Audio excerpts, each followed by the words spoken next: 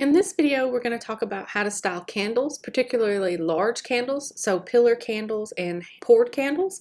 I really only have a couple of rules when it comes to candles, such as these, and really only two. One is I don't ever light them. I use them for decoration only. If you're going to light a candle, I would not suggest putting it on your tier tray.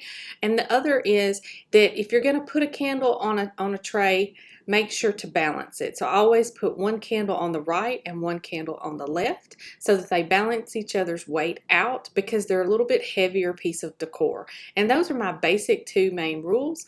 And if you really want to have a glowy look and have that candle effect, then I recommend using these little tea lights and dropping a few of these down into some sort of a cup, and that's going to give you that nice little glow effect on your tray.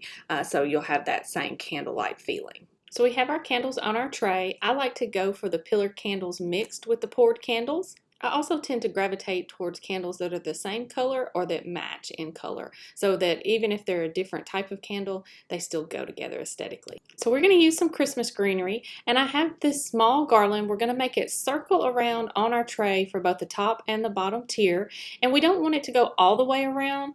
We just want it to go about 3/4 of the way. So on this first one, I've just cut a piece that's, like I said, about 3/4, and I'm just carving it a little with my hands, and I'm going to make sure that it leaves this front part of my tray open and then covers around the back. So you can see how this kind of makes a C, and then we've got the front part of our tray that is completely open and uncovered. I'll do the same thing with my bottom tier. I'll put that piece in the back, sliding my candle over to the opposite side. That way that they balance each other from left to right. Next, we're going to do some styling, and I like to use levels and risers for that. And for this particular tray, because it's Christmas, I'm going to pull out my trusty little pieces of wood slices. And to do this, I'm first just going to set my candle off. I have two larger slices that I know will be stable for my large pillar candle. I'll put the smaller one underneath and the larger one on top so that it's just overhanging the lip of my tray. Next, I'm going to add two more sets of cut slices, one in front of my candle and one off to the side. For the one that's off to the side in the back, I'm going to add a little piece of a wooden decor that looks like a little house that's kind of cozy and cabin looking, and I'm just going to sit that right on top of that. It's going to raise it up a little bit, and it's going to keep what I put in front of it from hiding it. And then I've also put the other two slices in front of my candle.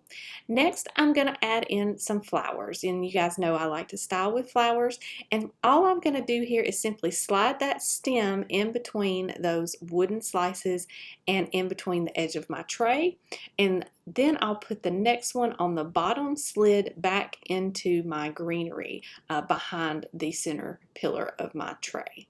Now notice I've also balanced these by putting one on the right and one on the left. Next, I'm going to add in some pine cones with some berries. I'm going to sit the first one just right on top of those wood slices on the top tier of my tray.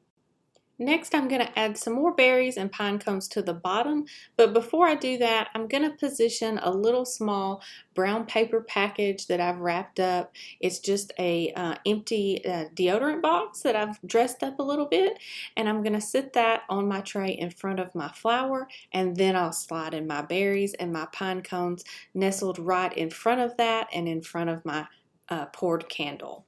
Next, I'm going to add just a few more details. Our tray is pretty full. If I was 360 styling this, I would make sure that I did this step, which is put some extra berries and pine cones on the back. And I'm just trying to make them just a little bit of color behind the top of that pillar candle. I'll also add another single pine cone in the front just to fill in that little space of my tray.